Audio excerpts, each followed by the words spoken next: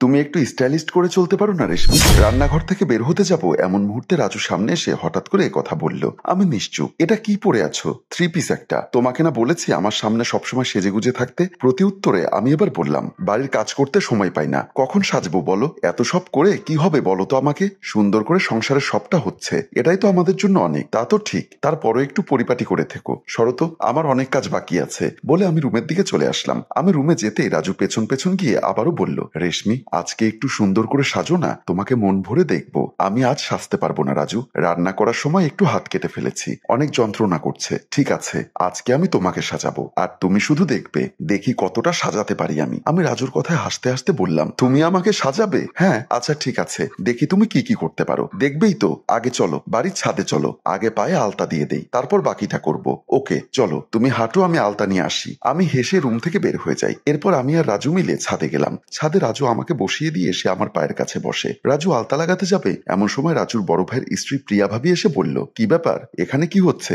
রাজু সেদিকে তাকিয়ে বলল, কিছু হয়নি ভাবি, একটু আলতা পরিয়ে দিচ্ছি রেশমিকে, কত করে বলে একটু সেজে গুজে থাকবে, ও সাজতেই চায় না, তাই আজকে আমি নিজেই ওকে সাজাবো সিদ্ধান্ত নিয়েছি। কথাটি শোনা মাত্রই ভাবি বলল, রেশমি তোর কপাল রে বোন, কত কেয়ারিং একটা স্বামী পেয়েছিস, আর আমারটা সবসময় শুধুমাত্র ঘুম আর ঘুম। ভাবি আসেন না, আমি আপনার পায়ে আলতা দিয়ে দেই। কথাটি শোনা মাত্রই আমি রাজুর দিকে চোখ রাঙিয়ে বললাম, এই কি বললি তুই? আর একবার এই কথাটি বলতো। আরে আরে রাগ করো না, আমি তো ভাবির সঙ্গে মজা করেছি, দেখতে চেয়েছিলাম ভাবি কি বলে না বলে। ওলে আমার সোনা দেবরটা, তুমি দেখি অনেক দুষ্টু, আমার পায়ে আলতা দেওয়া লাগবে না, তুমি বরং তোমার বউকে সাজাও বলে ভাবি চলে যায়। হ্যাঁ ভাবি সাজাচ্ছি তো বলেই রাজু আপন মনে আমাকে সাজাতে লাগলো। এর মধ্যে আমি রাজুকে বললাম, রাজু একটা কথা বলবো, যদি কিছু মনে না করো। কিছু কেন মনে করব, তুমি বলো। তুমি ভাবির সঙ্গে এভাবে কথা বলবে না, আমার অনেক কষ্ট হয়। রাজু উঠে আমার পাশে বসে আমাকে কাছে টেনে নিয়ে বলল, ঠিক আছে জান, আর এভাবে কথা বলবো না, তোমাকে কথা দিলাম। সত্যি? হ্যাঁ 3 সত্যি। I love you Raju, I love you too Reshmi. পাগল একটা। হ্যাঁ আমি তোমার পাগল, তুমি আমার পাগলি। হয়েছে, এখন সুন্দর করে সাজাও তো, দেখবো তুমি কতটা সাজাতে পারো। এরপর আবার রেশমিকে সাজাতে লাগলাম। প্রিয়া তার রুমে গিয়ে দেখে তার স্বামী সাইফুল এখনো পড়ে পড়ে ঘুমোচ্ছে। সাইফুলকে ঘুমে দেখে প্রিয়ার অনেক রাগ হচ্ছে। ওদিকে ছাদে রেশমির প্রতি রাজুর ভালোবাসা দেখে তো মাথা একেবারে শেষ। সে রাগে গদগদ করে খাটের পাশে যায়। খাটে বসে সাইফুলকে ধাক্কা দিয়ে ডাকতে থাকে। কয়েকবার ডাকার পর সাইফুল কোন রকম চোখ খুলে উঠে বসে বলল, কি হয়েছে,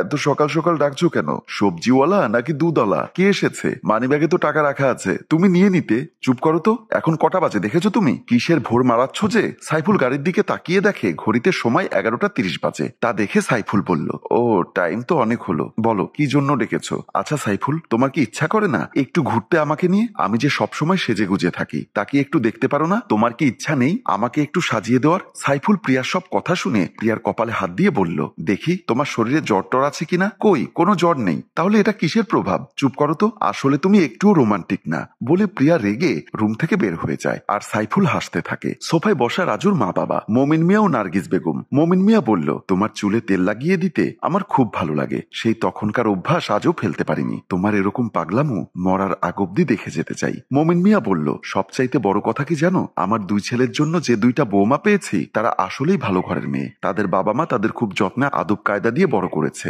হ্যাঁ কতই না কেয়ার করে আমাদের দুজনের। এরকম লক্ষ্মী মেয়ে আমাদের ঘরের বউ হয়ে এসেছে মানে আমরাও ভাগ্যবান। তারা অনেক বছর বেঁচে থাকুক, দোয়া করি, আমিন। মা বলল, এখন চলো, বৌমা খুঁজবে, ঔষধ খেতে দেরি করলে আবার গালি শুনতে হবে। বুঝতে পেরেছি, তুমি তবু আর একটু বসো। তারা গল্প করেই যাচ্ছে। এসব পর্দার আড়াল থেকে দেখছেন সাইফুল। সে মনে মনে ভাবছে, বাবা মা এই বয়সেও তাদের একে অপরের সৌন্দর্য দেখছেন, আর আমি কখনো প্রিয়ার কি চাহিদা তা জিজ্ঞাসা করলাম না, জানতে চাইনি কি পছন্দ করে। সবসময় সুন্দর সেজে থাকলেও সুন্দর মনে আমি তাকে দেখিনি, তাই তো প্রিয়া আমাকে এসব ব্যাপারে বারবার ইঙ্গিত দেয়। সে সেখান থেকে রুমে চলে আসে। রাজু আমাকে সুন্দর করে শাড়ি পরিয়ে দিয়ে ভালো করে চুল আছড়ে দিচ্ছে আর বলছে, তোমাকে কতটা সুন্দর দেখাচ্ছে দেখো তো, তুমি সবসময় এভাবে থাকবে প্রিয়। আমারও তো ইচ্ছা করে গো পরিপাটি করে থাকতে, কিন্তু পারি না। বাড়ির কাজ, বাবা মায়ের ঔষধ, রান্না বান্না সব মিলিয়ে সামলিয়ে উঠতে উঠতে সে সময়টা কি পাই? যতটুকু পাও যখন পাও সেজে থাকবে। আমার বউটা পৃথিবীর সবচাইতে সুন্দরী বউ। তুমিও তো খুব ভালো রাজু, তোমার মতো স্বামী পাওয়া প্রত্যেক মেয়েদের স্বপ্ন। আসলেই আমি ভাগ্যবতী। হ্যাঁ সাথে আমিও ভাগ্যবান। এভাবে হাসি খুশিতে যেন আমাদের সংসার জীবন চলে যায়। আচ্ছা আমার কিন্তু বাবা মাকে ঔষধ দিয়ে আসতে হবে, তা না হলে টাইম চলে যাবে। আচ্ছা যেও, এখন আরেকটু আমার পাশে থাকো তো। এতক্ষণ এসব দরজার বাহির থেকে দেখছেন বড় ভাবি প্রিয়া। প্রিয়া মনে মনে ভাবছে, আসলেই তো, এমন স্বামী কয়টা মেয়ের কপালে থাকে। সেও তো আমাকে সবটা দেয়, তবুও যেন কিছু কমতি সবসময় রয়েই যায়। সে মন খারাপ করে সেখান থেকে চলে আসে। প্রিয়া রুমে ঢুকতেই দেখে সাইফুল সুন্দর করে জামা পরে রেডি হচ্ছে। প্রিয়া তা দেখে বলল, কি হলো, হঠাৎ তুমি কি কোথাও যাবে নাকি? হ্যাঁ, আমার একটা জরুরি কাজ আছে, যা অনেক ইম্পর্টেন্ট। তোমার জরুরি কাজ কখনো যাবে না। আচ্ছা যাও, তাড়াতাড়ি চলে এসো। আমি একা কেন যাব, সাথে তুমিও যাবে। প্রিয়া একটু অবাক হয়ে বলল, আমি আবার কই যাব?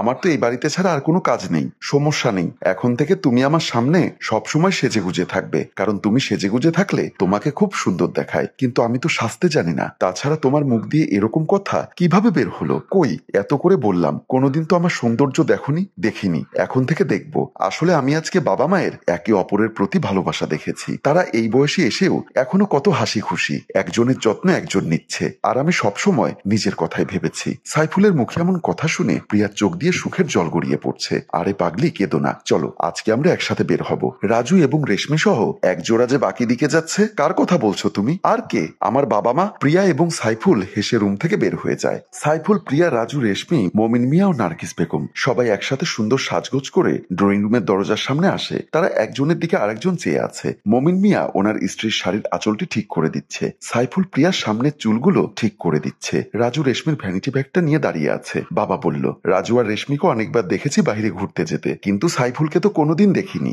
সাইফুলের আজ কি হলো বাবা? সাইফুল এমন কথা শুনে চেহারা নিচু করে থাকে। তা দেখে প্রিয়া বলল, বাবা আপনি কিন্তু আমার স্বামীকে অপমান করছেন। আমার স্বামী এতটাও আনস্মার্ট নয়, হয়তো এতদিন ব্যস্ত ছিল। এখন থেকে সবকিছু ঠিক সময়ে হবে। দেখি ঘুম থেকে কটার দিকে ওঠে। সে তো আজ পর্যন্ত তোর বাবার অফিসে গিয়ে দেখলো না। ঘুম থেকে উঠতে উঠতে 11টা-12টা বেজে যায়। মা, আমার মনে হচ্ছে ভাইয়া ঠিক টাইমে ঘুম থেকে উঠে অফিস করবে। ভাইয়ার এমন উন্নতি একমাত্র ভাবির দ্বারাই সম্ভব হয়েছে আশা করি। সাইফুল এবার বলল, মা, বাবা, আসলেই আমি সবসময় ভুল ছিলাম। তবে আমি কথা দিচ্ছি, আমি এখন থেকে প্রতিনিয়ত অফিস করব। তোমাদের বৌমা যদি সবসময় আমার পাশে থাকে, তাহলে আমি অসাধ্যকে সাধন করতে পারবো। রেশমি বলল, ভাবি কি এমনিতে আপনাকে ছাড়বে নাকি? আপনার অবর্তমানে আমাকে, পাশের ভাবিদেরকে সবসময় আপনার গুণগান গিয়ে বেড়ায়। ভাবি আসলে আপনাকে অনেক ভালোবাসে ভাইয়া। রাজু বলল, আমি তোমাকে অনেক ভালোবাসি রেশমি। কথাটি শুনে সবাই হেসে ওঠে। আর সুন্দর মুহূর্ত একটি সুখী পরিবার দেখিয়ে আমাদের গল্প এখানেই শেষ হয়। সম্মানিত ভিউয়ার্স, সত্যিই কিছু কিছু মেয়েরা টাকা পয়সা, গাড়ি বাড়ি এসবের পাগল হয় না। শুধুমাত্র স্বামীর দুষ্টু মিষ্টি ভালোবাসা হলেই যথেষ্ট। সবার জীবন সুন্দর ও সুখময় হোক, সুখী হোক সকল পরিবার। গল্পটির ভাবনায় হাসিম রাজু, পরিচালনায় এইচ.এম. কানন ও চিত্রগ্রহণ ইফতি হুসাইন। গল্পটি ভালো লাগলে লাইক, কমেন্ট ও শেয়ার করে অন্যকে দেখার সুযোগ করে দিন। ধন্যবাদ।